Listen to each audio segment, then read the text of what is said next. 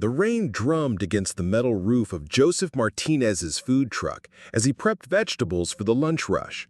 Steam rose from the grill where onions sizzled alongside bell peppers, filling the cramped space with aromas that reminded him of his grandmother's kitchen back in Phoenix. Before we jump back in, tell us where you're tuning in from, and if this story touches you, make sure you're subscribed because tomorrow I've saved something extra special for you. He had been running Mama Rosa's mobile kitchen for 3 years now, parked at the same corner in downtown Portland's financial district, serving authentic Mexican cuisine to office workers who crave something real amid their corporate routines. What Joseph hadn't expected was the 8-year-old girl who appeared at his service window every Tuesday at exactly 2:30 p.m., clutching a $20 bill in her small fist and asking for the same thing every single time: chicken mole with handmade tortillas and a side of Mexican rice.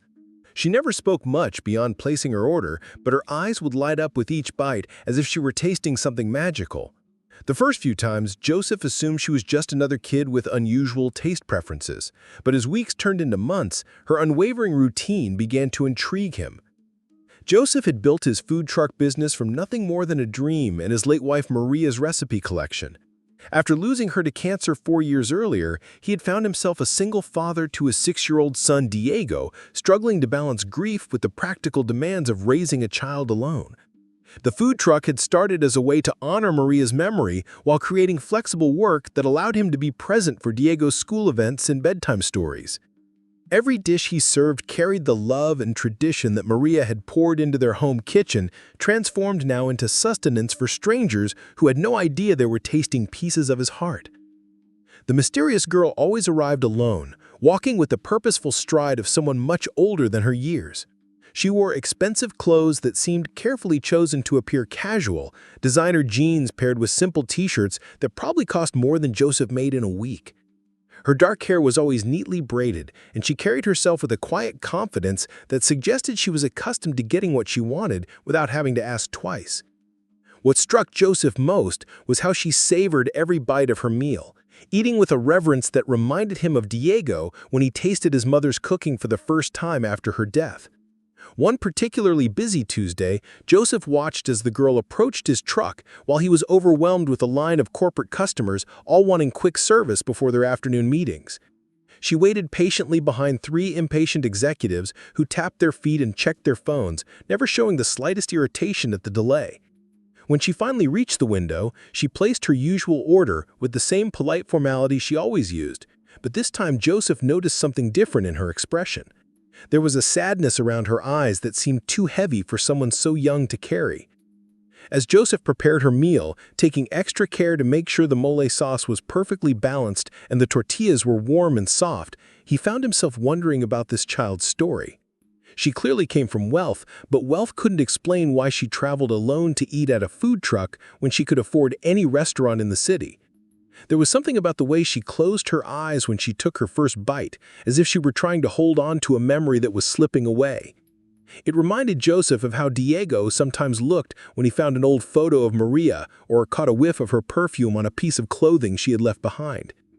The revelation came on a Tuesday when the girl arrived later than usual, her eyes red from crying and her usual composure shaken. Preparing and narrating this story took us a lot of time.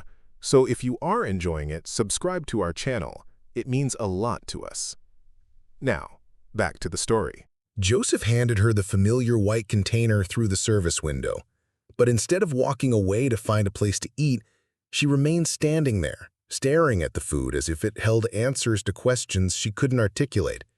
That's when she spoke more words to him than she ever had before, her voice barely above a whisper as she said, "This tastes exactly like my mama used to make before she went to heaven."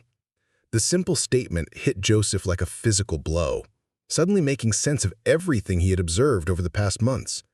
Joseph stepped away from the grill and leaned down to meet her eyes through the service window, his own voice gentle as he asked her name. She told him she was Sophie, and when he introduced himself, she smiled for the first time since he had known her. That afternoon marked the beginning of a conversation that would change both their lives, though neither of them could have anticipated the complications that would arise when two worlds, separated by vast economic differences, attempted to find common ground and shared grief. and the powerful memory of a mother's love expressed through food. Over the following weeks, Sophie's visits became longer and more personal. Instead of simply ordering and leaving, she would linger by the truck's side window, eating slowly while Joseph worked, occasionally asking questions about ingredients or cooking techniques. Joseph learned that she lived with her father in one of the glass towers that dominated the downtown skyline, that she attended St. Catherine's Preparatory Academy, and that she spent most afternoons with nannies or tutors while her father worked. What she didn't say directly, but what Joseph gradually understood, was that her world was filled with people paid to care for her, but empty of anyone who truly understood her grief. Joseph found himself looking forward to these Tuesday visits in ways that surprised him. Sophie possessed an old soul wrapped in a child's body, asking thoughtful questions about his cooking process and listening intently when he explained how different spices work together to create complex flavors. She was particularly fascinated when he told her about Maria's recipe notebook, a leather-bound collection of handwritten instructions that had been passed down through 3 generations of women in his family. Sophie's eyes would grow wide when he described how Maria had modified traditional recipes, adding her own touches based on what she learned about nutrition during her nursing studies. The breakthrough came on a rainy Tuesday in October when Sophie arrived at the truck looking particularly dejected. Joseph noticed she was wearing a school uniform instead of her usual casual clothes, and her backpack seemed heavier than normal. When she approached the window, instead of immediately placing her order, she asked if he had ever felt like he was forgetting what someone important sounded like. The question caught Joseph off guard, and he realized she was struggling with the same fear that haunted him during his darkest moments after Maria's death. Joseph turned off his grill and gave Sophie his complete attention, sharing how he sometimes panicked when he couldn't perfectly recall the sound of Maria's laughter or the way she hummed while cooking.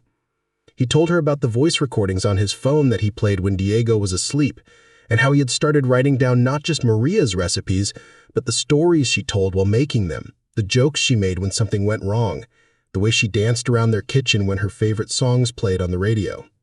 Sophie listened with the intensity of someone drowning who had just been thrown a lifeline. That conversation marked the beginning of a deeper friendship, built on shared understanding of loss and the complicated process of keeping memories alive while learning to live without the person who had created them. Sophie began asking more personal questions about Joseph's life, and he found himself sharing stories about Diego's latest adventures at school, the challenges of single parenthood, and the constant struggle to balance work and family life with zero support system in place. And the small victories that made difficult days bearable. In return, Sophie slowly revealed pieces of her own story, painting a picture of isolation that wealth couldn't cure and privilege couldn't heal. She told him about her father, Marcus Wellington, whose technology company had made him one of the youngest billionaires in the country. Sophie described a man consumed by work, who expressed love through expensive gifts and educational opportunities, but struggled to simply sit still long enough for an actual conversation. Her mother, Isabella, had died in a car accident 2 years earlier, and Sophie's clearest memories of her were centered around the kitchen of their family estate, where Isabella had insisted on cooking traditional Mexican meals despite having a full staff of professional chefs at her disposal. Joseph was stunned to learn that Isabella had been Mexican-American, just like Maria, and that she had grown up in a working-class family before meeting Marcus during her graduate studies at Stanford. Sophie explained that her mother had maintained connections to her cultural roots through cooking, teaching Sophie Spanish while they prepared meals together, and sharing stories about her own grandmother's restaurant in San Antonio. After Isabella's death, Marcus had hired a series of professional chefs to manage the household's nutrition needs, but none of them cooked the comfort foods that Sophie associated with her mother's love. The revelation explained why Sophie had been drawn to Joseph's truck with such determination. She wasn't just seeking familiar flavors. She was searching for a connection to the mother she was afraid of forgetting, and the cultural heritage that had been quietly disappearing from her life since Isabella's death. Joseph felt a profound responsibility settle on his shoulders as he realized that his simple food truck had become this child's lifeline to memories that no amount of money could recreate or replace. As their friendship deepened, Joseph began customizing Sophie's meals based on stories she shared about cooking with her mother. When she mentioned that Isabella used to make tamales every Christmas morning, Joseph spent hours perfecting his own tamale recipe, adjusting the masa and filling until Sophie's face lit up with recognition. When she described her mother's pozole, a soup they had made together on cold winter evenings, Joseph researched different regional variations until he found one that made Sophie close her eyes and smile with pure contentment. These culinary recreations became collaborative projects, with Sophie offering detailed descriptions of textures, spice levels, and presentation, while Joseph translated her memories into actual dishes.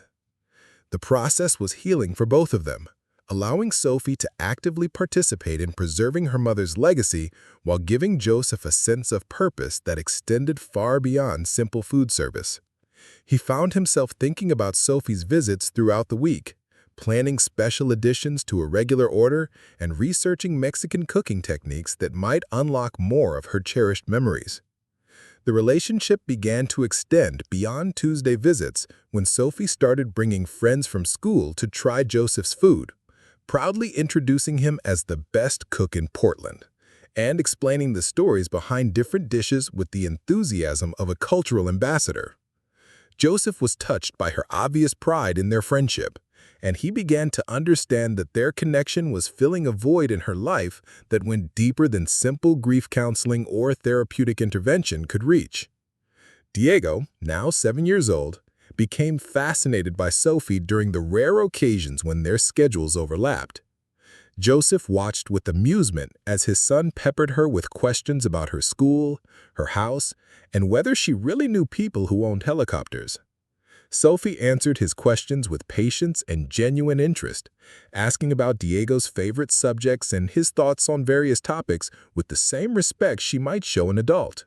Sophie was as isolated from normal childhood interactions as she was from cultural connections, and that his truck had inadvertently become a bridge between different worlds for both children. The turning point came when Sophie mentioned that her father had never tasted her mother's cooking, that Marcus and Isabella had met after Isabella had already moved away from her family's traditional lifestyle and into academic circles where her background was rarely discussed. Sophie expressed frustration that her father seemed uninterested in learning about the part of her identity that felt most authentic and meaningful.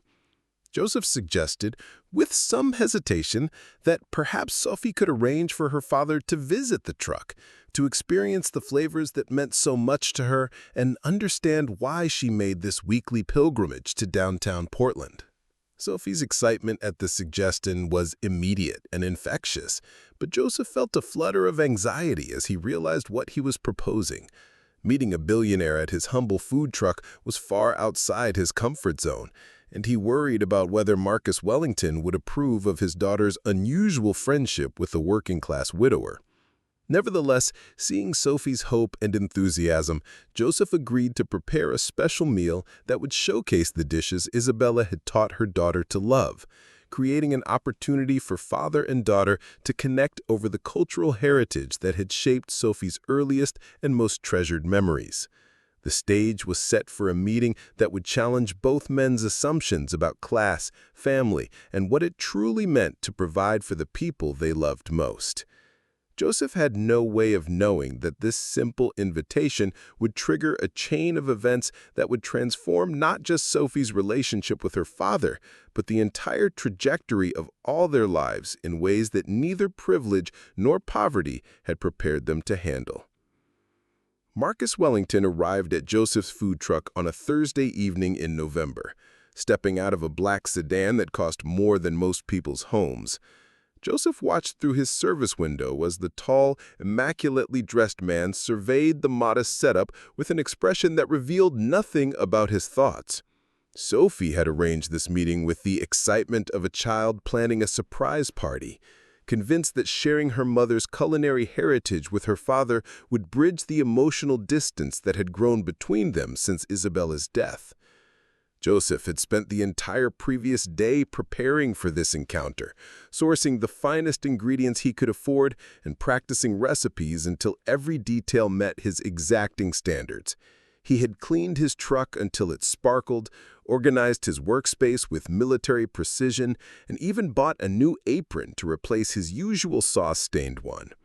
Despite his preparations, Joseph felt completely out of his depth as Marcus approached the window with the measured stride of someone accustomed to commanding boardrooms and influencing markets. The initial interaction proceeded with polite formality that made Joseph acutely aware of the vast differences between their worlds.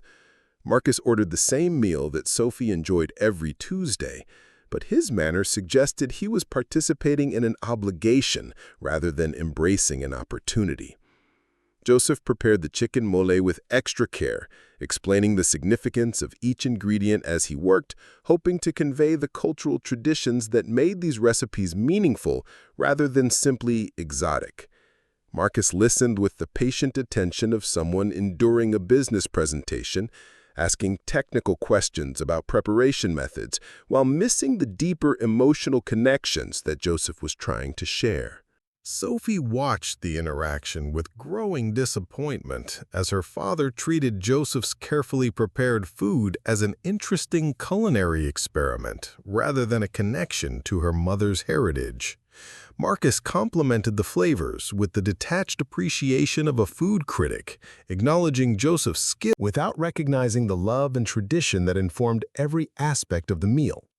The conversation remained surface level and cordial, but Joseph could see Sophie's enthusiasm dimming as she realized her father was experiencing the food as nutrition rather than narrative, sustenance rather than story.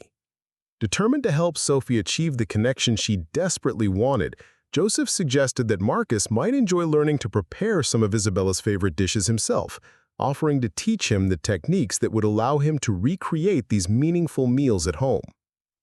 Marcus responded with polite interest, but immediately began discussing how he could hire a private chef to learn these recipes and integrate them into Sophie's regular meal rotation.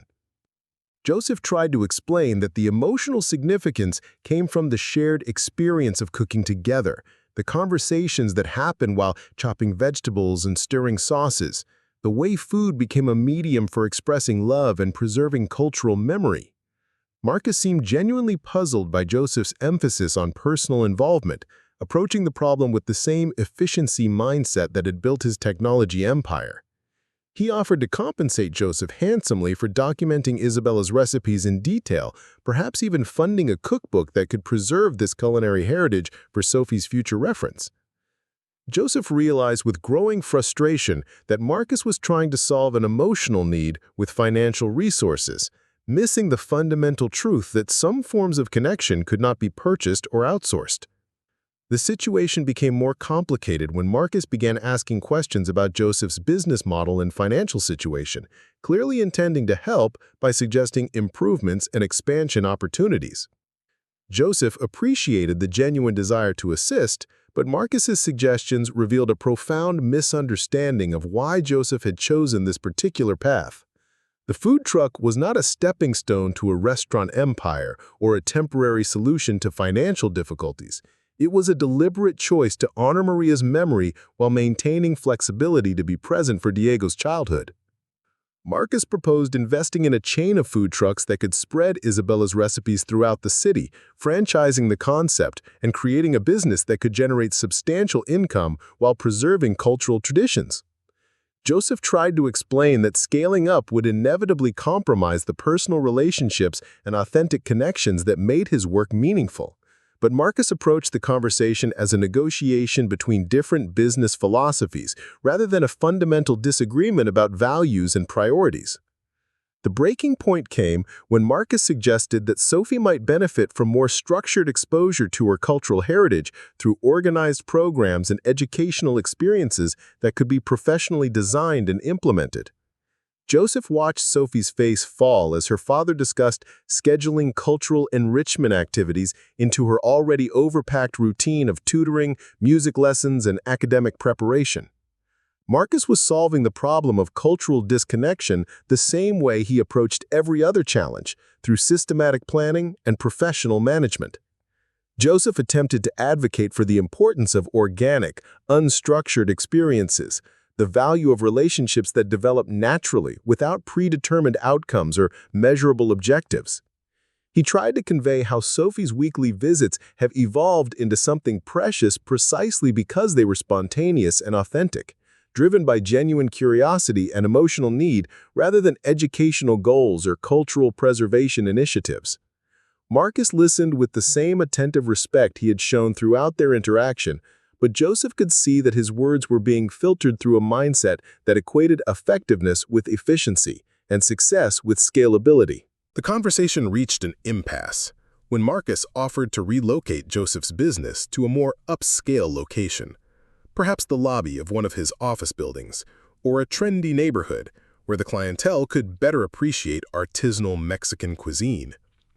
Joseph realized that Marcus was trying to lift him out of his current circumstances without understanding that those circumstances were a choice rather than a limitation. The financial district location was perfect for Joseph's needs, allowing him to serve working people who appreciated honest food at fair prices, while maintaining the flexibility to be home when Diego needed him. Sophie's distress became increasingly apparent as she watched her father and Joseph talk past each other, each trying to be helpful in ways that completely missed what the other person actually needed. Joseph could see that she blamed herself for the miscommunication, believing that she had failed to properly explain why this relationship was important to her. Marcus remained focused on solving practical problems, without recognizing that the solutions he proposed would eliminate the very qualities that made Joseph's friendship meaningful to his daughter. The evening concluded with polite expressions of mutual respect and gratitude, but Joseph knew that Marcus remained fundamentally puzzled by Sophie's attachment to such a modest operation when superior alternatives could easily be arranged. Marcus left several business cards and promised to follow up with concrete proposals for expanding Joseph's opportunities, clearly believing that he was offering life-changing assistance to a hardworking entrepreneur who simply needed better resources and connections to achieve his full potential. After Marcus departed in his expensive sedan, Sophie remained at the truck looking devastated by the failed attempt to bridge her two worlds. Joseph tried to comfort her by explaining that her father's intentions were genuinely good, that his inability to understand the emotional significance of their friendship reflected different life experiences rather than lack of caring. Sophie nodded with the weary wisdom of a child who had learned not to expect her deepest needs to be understood by the adults responsible for meeting them. The aftermath of this well-intentioned meeting left Joseph questioning whether his relationship with Sophie was ultimately helpful or harmful to her emotional development. He worried that by providing something her father could not, he might be inadvertently widening the gap between them rather than helping to heal the wounds left by Isabella's death. Joseph found himself caught between his genuine affection for Sophie and his growing awareness that their friendship existed in a context of class differences that created complications neither of them had anticipated. The failed dinner meeting had revealed that good intentions and mutual respect were not sufficient to overcome fundamental differences in worldview and values. Joseph realized that he and Marcus were both trying to serve Sophie's best interests, but their conflicting approaches to relationships, success, and authenticity made collaboration nearly impossible. The stage was set for difficult decisions that would force everyone involved to confront the reality that love alone could not always bridge the gaps created by vastly different life experiences and social expectations.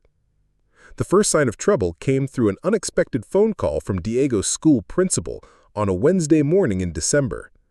Joseph was prepping vegetables for the lunch rush when Mrs. Henderson called to inform him that a private investigator had been asking questions about his family, inquiring about his financial stability, work schedule, and overall suitability as a parent. The principal assured Joseph that she had provided only the most basic information and had recommended that any further inquiries go through proper legal channels, but the call left Joseph with a cold knot of anxiety in his stomach. Within days, Joseph noticed other subtle changes in his routine interactions. The health inspector visited his truck twice in 1 week, conducting unusually thorough examinations that resulted in minor citations for paperwork irregularities that had never been issues before. His landlord for the truck parking space mentioned receiving inquiries about the terms of their arrangement and whether Joseph was consistently meeting his obligations. Most unsettling was the conversation with his neighbor, Mrs. Garcia, who mentioned that a well-dressed woman had been asking questions about Joseph's character, his parenting style, and whether he had ever exhibited any concerning behaviors around children. The pattern became clear when Joseph received a formal letter from the family court system informing him that an anonymous party had requested a welfare evaluation of Diego's living situation. The letter outlined a process that would involve social workers visiting their home, interviewing Diego at school, and assessing whether Joseph was providing adequate care and supervision. Joseph read the document 3 times before the full implications sank in, realizing that someone was systematically investigating his fitness as a parent and building a case that could potentially result in Diego being removed from his care. Joseph's first instinct was to contact Marcus directly, but he discovered that the billionaire's office had implemented new security protocols that made direct communication impossible without going through multiple layers of assistants and appointment schedulers. When Joseph finally managed to speak with someone in Marcus's organization, he was informed that Mr. Wellington was traveling internationally on business and would not be available for several weeks. The timing seemed suspiciously convenient, leaving Joseph to face this crisis without the ability to address it directly with the person who had the power to call off whatever investigation had been initiated. Sophie's Tuesday visits became increasingly strained as Joseph struggled to maintain his usual warmth and attention while dealing with the mounting pressure of legal scrutiny. Sophie sensed something was wrong but seemed afraid to ask direct questions, perhaps recognizing that her presence at the food truck was somehow connected to her father's displeasure. Joseph tried to shield her from his anxiety, but children possessed an intuitive understanding of adult stress that made concealment nearly impossible. The social worker's visit to Joseph's apartment was professional but intrusive, with Ms. Rodriguez conducting a thorough examination of their living space while asking pointed questions about Joseph's work schedule, childcare arrangements, and financial resources. She interviewed Diego privately, asking him about his daily routine, whether he felt safe at home, and if his father had ever left him unsupervised for extended periods. Joseph watched his son struggle to understand why a stranger was asking these questions, seeing confusion and worry cloud Diego's usually cheerful demeanor. The most damaging revelation came when Ms. Rodriguez asked specific questions about Sophie's visits to the food truck, clearly having been briefed about the relationship and its potential implications. She inquired about Joseph's motivations for befriending a wealthy child, whether he had ever asked Sophie for money or gifts, and if he understood the ethical concerns that could arise when adults formed close relationships with children from different social backgrounds. Joseph realized with growing horror that his genuine friendship with Sophie was being reframed as potentially predatory behavior, his kindness and cultural sharing interpreted through the lens of suspicion and class prejudice. The investigation expanded to include interviews with Joseph's customers, his suppliers, and even other parents at Diego's school. Joseph discovered that questions were being asked about his emotional stability, his ability to provide adequate supervision while working long hours, and whether his friendship with Sophie represented appropriate Boundaries are concerning judgment. The cumulative effect was to paint a picture of a man whose circumstances and choices raised legitimate questions about his capacity to provide proper care for his child. Joseph's attorney, a legal aid lawyer who specialized in family court cases, explained the harsh reality of their situation. The anonymous nature of the complaint made it impossible to directly challenge the accusations, and the burden of proof lay with Joseph to demonstrate that he was a fit parent, rather than with his accusers to prove he was not. The lawyer warned that wealthy individuals could afford to prolong legal proceedings indefinitely, using the system's complexity and expense to wear down opponents who lacked similar resources. The breaking point came when Diego began having nightmares about being taken away from his father, his child's mind unable to process why adults would want to separate them if they had done nothing wrong. Joseph watched his son's confidence erode under the weight of institutional scrutiny, seeing how the investigation was traumatizing the very child it claimed to protect. Diego stopped talking about his day at school, became clingy and anxious, and began asking repeatedly whether they would have to move away or live apart. Sophie's visits became increasingly irregular as the investigation intensified, and when she did appear, she seemed withdrawn and reluctant to engage in their usual conversations. Joseph suspected that Marcus had finally told her about the legal proceedings, perhaps framing Joseph's friendship as inappropriate or concerning. The easy rapport they had developed over months of shared meals and stories now felt strained and artificial, poisoned by external pressures that neither of them could openly acknowledge. The most painful moment came when Sophie arrived at the truck one Tuesday with a formal goodbye, explaining that her father had enrolled her in an after-school program that would prevent her from making her weekly visits. She handed Joseph a handwritten letter thanking him for teaching her about her mother's recipes and culture, but her words carried the weight of permanent farewell rather than temporary separation. Joseph realized that Marcus had found a way to end their friendship without having to explicitly forbid it, using scheduling and activities to create barriers that appeared practical rather than punitive. Joseph spent sleepless nights pacing his small apartment, weighing his options and trying to find a solution that would protect Diego while preserving some possibility of maintaining the relationships that had brought meaning to their lives. He considered fighting the allegations in court, but his lawyer warned that a prolonged legal battle could drag on for years, creating ongoing instability for Diego regardless of the ultimate outcome. The system seemed designed to favor those with unlimited resources and patience, punishing working parents who could not afford extended legal warfare. The decisive moment came when Joseph realized that his determination to fight for justice was causing more harm to Diego than accepting defeat would create.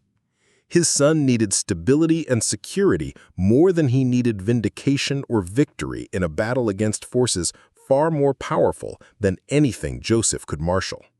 The investigation had already achieved its intended effect by demonstrating the futility of challenging people whose wealth and influence could weaponize institutions that were supposed to protect families rather than destroy them. Joseph made the hardest decision of his life on a cold December morning, calling his lawyer to inform her that he would not contest the allegations or fight the investigation any further.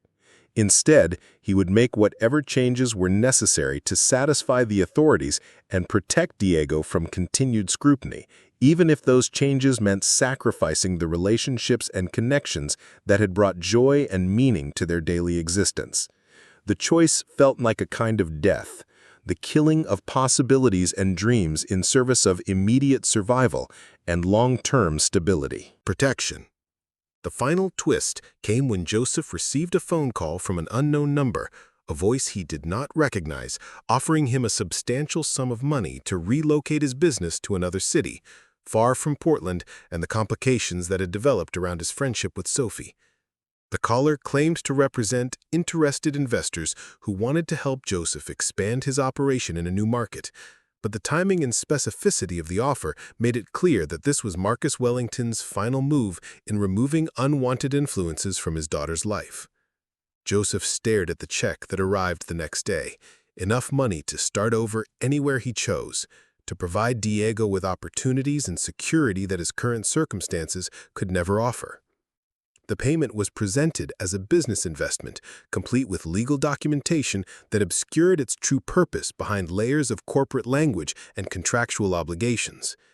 Joseph understood that accepting the money would mean acknowledging defeat and abandoning any hope of maintaining connection with Sophie, but refusing it might mean facing continued legal harassment that could ultimately destroy his family anyway. 18 months later, Joseph stood behind the counter of his small restaurant in Austin, Texas, watching Diego help seat customers with the confidence of a child who had found his footing in a new world. The transition had been painful, but ultimately transformative, allowing them to build something authentic without the shadow of legal threats and class conflicts that had poisoned their Portland experience. Joseph had used Marcus's money to create exactly what he had always wanted: a family business that honored Maria's recipes while providing stability for his son. The restaurant occupied a converted house in a diverse neighborhood where families gathered for celebrations and workers stopped by for lunch without worrying about fitting into someone else's vision of appropriate clientele. Joseph had hired local teenagers to help with service, creating the kind of community environment that had made his food truck meaningful. Diego thrived in this setting, doing homework at corner tables and learning to prepare simple dishes under his father's patient guidance. On a humid Thursday evening in June, Joseph was closing the restaurant when he noticed a familiar figure standing uncertainly on the sidewalk outside. Sophie had grown taller and more serious-looking, but her eyes still held the same intelligence and depth that had first captured his attention. She was accompanied by a woman who appeared to be a family assistant or guardian, and she clutched a worn notebook against her chest with the same protective instinct she had once shown toward her mother's memory. Sophie entered the restaurant with a mixture of excitement and nervousness, explaining that she had convinced her father to let her visit Austin as part of a cultural education trip. She had spent months researching Joseph's new location through online reviews and social media, determined to reconnect with the person who had helped her understand her mother's heritage during the most difficult period of her grief. Marcus had apparently agreed to the visit as a supervised educational experience, perhaps recognizing that forbidding the connection entirely might be more harmful than allowing it to continue under controlled circumstances. The reunion was emotional but careful, with both Joseph and Sophie aware that their interaction was being observed and evaluated. Sophie shared the notebook she had been carrying, revealing pages of recipes she had been collecting and testing with the help of her current chef, trying to recreate the dishes that had meant so much to her during their Portland friendship. Joseph was moved to see that she had not only remembered their conversations, but had continued building on them, developing her own understanding of her cultural heritage through cooking and research. Diego emerged from the kitchen to find Sophie teaching him card games she had learned at her new school. And Joseph watched the natural friendship develop between the children without the complications that had marked his own relationship with Sophie. The evening passed quickly, filled with cooking demonstrations, shared stories, and the kind of authentic connection that had drawn them together originally. Sophie's guardian remained respectfully distant, clearly having been instructed to facilitate rather than supervise the interaction. As the evening wound down, Sophie asked Joseph if he was happy in Austin, and he realized that the answer was genuinely yes, in ways that surprised him. The forced relocation had allowed him to create something entirely his own, free from the expectations and judgments that had made their Portland relationship so complicated. Diego was thriving academically and socially, and Joseph's restaurant had become a gathering place for families who appreciated good food and genuine hospitality without requiring explanations or justifications. Sophie revealed that she would be attending college in Texas in 2 years, having chosen a university that would allow her to continue learning about her cultural heritage while pursuing studies in nutrition and culinary arts. The plan represented a compromise with her father, allowing her to honor her mother's memory while developing practical skills that Marcus could understand and support.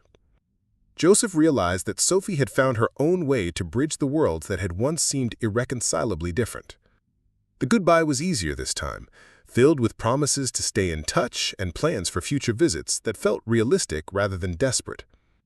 Sophie left behind a copy of her recipe collection, inscribed with a note thanking Joseph for showing her that honoring the past was not about preserving it unchanged, but about carrying forward the love and values that made traditions meaningful. Joseph understood that their friendship had evolved into something more sustainable, based on mutual respect and shared interests rather than the intensity of grief and need that had characterized their original connection. That night, after Diego had gone to bed, Joseph sat in his quiet restaurant reading through Sophie's recipes and reflecting on the journey that had brought them to this moment.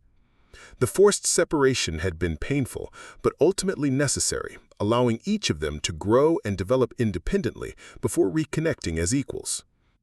Joseph had learned that sometimes protecting the people you love requires making sacrifices that seem like defeats, but ultimately create space for more authentic and sustainable relationships.